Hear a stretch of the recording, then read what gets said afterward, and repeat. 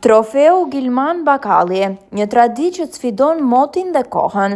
Edicioni i 7 i këtij aktiviteti mblodhi së bashku 52 ciklistë nga trevat shqipfolse, një garë që tashmë është bërë një simbol i pasionit dhe i qëndresës.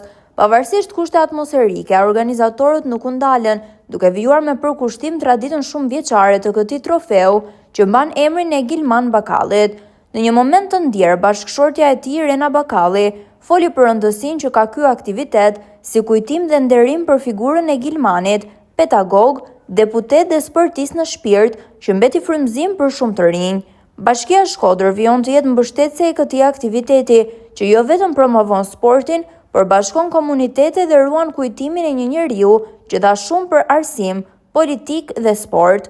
Trofeu Gilman Bakalli organizohet që prej vitit 2019 në nderim të një personaliteti që la pas gjurmë të thella dhe përmes kësaj gare, emri i tij vijon të jetojë në çdo kilometër të rrugës.